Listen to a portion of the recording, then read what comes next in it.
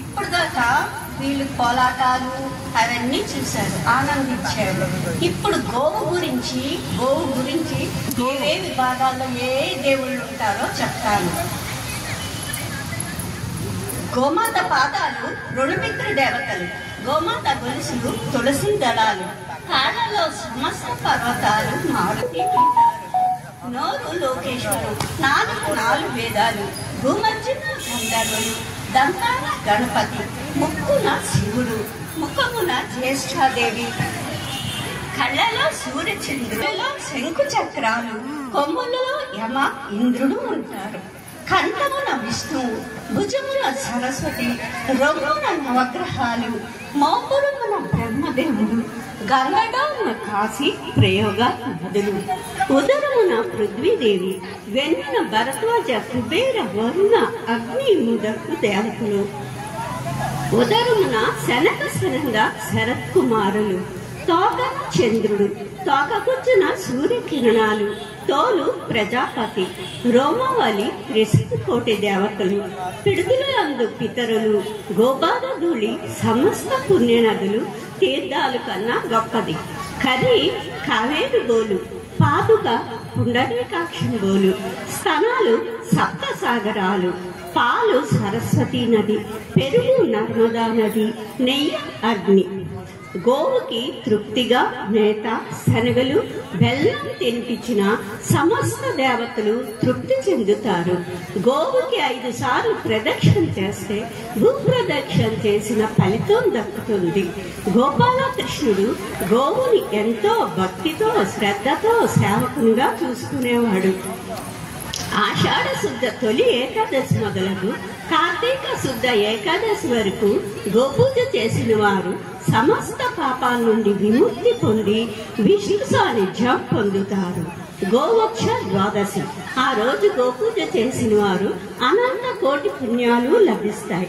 ఈ 41 రోజులు చేసిన పుణ్య ఫలము ఈ ఒక్కరోజు చేసించో పుణ్యం లభిస్తుంది. గోపంచిత గంగా, యమున, ప్రయోగ, త్రివేణి నదుల తీర్థం. గోమయములో శ్రీ మహాలక్ష్మి కలదు. గోమహత్యం ఉదయం పఠిస్తే బ్రహ్మహత్య మహాపాతకాలన్నీ తొలగిపోతాయి.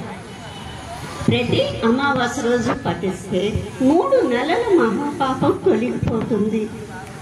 నిత్యము సంధ్యవేళ పఠిస్తే మహాలక్ష్మి అనుగ్రహం కలుగుతుంది. గోవుకి మనస్ఫూర్తిగా పూజ చేసిన వాళ్ళ 3 తరాల పితృదేవతలు తరిస్తారు.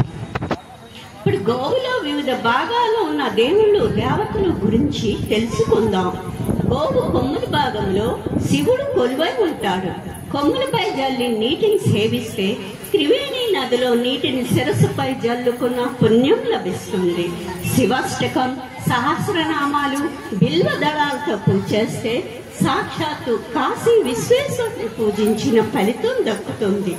ఆవు చెవుల దగ్గర అశ్విని దేవతలు ఉంటారు.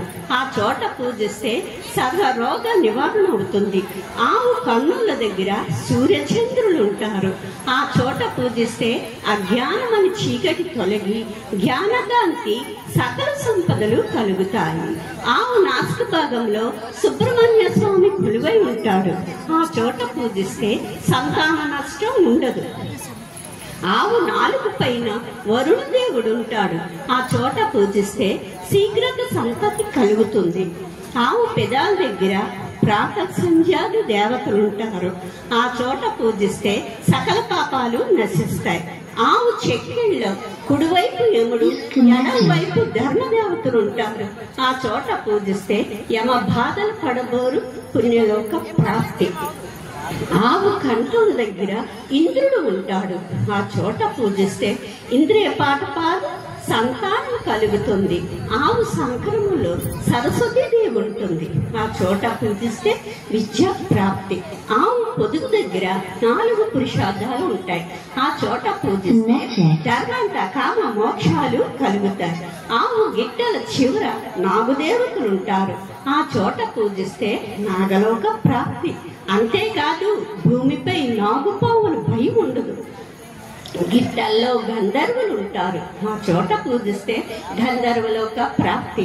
గిట్టల పక్కన అప్సరసులు ఉంటారు. ఆ చోట పూజిస్తే సఖ్యత, సౌందర్యం లభిస్తుంది. గోక్షీరం, ఆవు పాల్లో చతుర్సముద్రాలు ఉంటాయి. గోవుని పూజ చేయడమే కాదు, దేవాలయానికి దానంగా ఇవ్వడం, గోవు వల్ల సిద్ధించే పాలు, పెరుగు, వెన్న, నెయ్యి వంటి పదార్థాలు ఇతరులకు దానం చేసిన గోపూజతో సమానం. కామోద్రేకంతో చేసే తప్పులు కూడా గోపూజ వల్ల నివారించుకోవచ్చు. ఆవు కాళ్ళ దగ్గర నుంచి కొమ్ముల వరకు సమస్త దేవతలు, త్రిమూర్తులు దాగి ఉంటారు. దైవరహస్యం కనుక్కునే మహత్యం గోవుకి మాత్రమే ఉంది. అడుగులు ఆకాశగంగలు, పిక్కలు పిడిగంటలు, ముక్కోలు కొలుపు వచ్చిన చెప్పలు, కర్రె కర్రేలుగా, బొడ్డు పొన్న పువ్వు, కడుపు కైలాసము, తోక 90 కోటి ఋషులు, వెన్ను ఎం ధర్మరాజు, నోరు లోకేశ్వరం, నాలుక నారాయణ స్వరూపం, దంతములు దేవతలు, ముక్కు సిరి, కళ్ళు కలువరేకులు, చెవులు శంకునాథాలు, కొమ్ములు కోటి గుళ్ళు. దేవేంద్రుని భార్య సతీదేవి, బ్రహ్మదేవుని భార్య సరస్వతీదేవి, శ్రీమన్నారాయణుడి భార్య లక్ష్మీదేవి, రాముల వారి భార్య సీతాదేవి, గోపాలకృష్ణమూర్తి భార్య రుక్మిణీదేవి, ఈశ్వరుని భార్య పార్వతీదేవి, వశిష్ఠు వారి భార్య అరుంధతీదేవి. వీరంతా కలిసి ప్రాతకాలమే లేచి ఆడవాళ్ళు చేసే పాపాలు ఎలా పోవు కృష్ణ అంటే, అంటు కలిపిన పాపం, ముట్టు కలిపిన పాపం, బంగారం దొంగలించిన పాపం, ఎరిగి ఎరుగక చేసిన పాపాలన్నీ తొలగిపోతాయని చెప్తాడు. మధ్యాహ్న కాలమందు పఠిస్తే ఏమిటి కృష్ణ అంటే, యమబాధ సహస్రకుల్లో దీపారాధన చేసినట్టు, జన్మాంతరం 5వ తనం ఇచ్చినట్టు, 100 గోవులు దానం చేసినట్టు అని చెప్తాడు. అర్ధరాత్రి పఠిస్తే ఏమిటి కృష్ణ అంటే, యమ బాధలు పడబోరు, యమ కింకరులు చూడబోరని చెప్తాడు. కనకాంబరాలతో కదులుతూ, తులాభారాలతో తొలుతూగుతూ తన భర్తను తలుచుకొని, తన పుత్రుని తలుచుకొని, మిత్ర బిందువుని తలుచుకొని, లక్ష్మి మహాలక్ష్మి అని పిలిచి ఆవిడ కిందకు దింపి పసుపు, కుంకుమ, పారాణి, అక్షంతలు, గంధాలు ఇచ్చి కరుణించమని ప్రార్థించాలి. పక్కన ఉన్న పురుగులను వరుసగా తీసేసి, ఇనప మొక్క చాకులు వెనక్కి తోసేసి, మండే పెనాలి కిందకు దింపేసి, ఆవిడ కాశీ, గయ, ప్రయోగ తీర్థాలన్నీ చూసుకొని వైకుంఠానికి వెళ్ళింది. ఇది విన్న వారికి విష్ణులోకం, చెప్పిన వారికి పుణ్యలోకం. నమస్తే.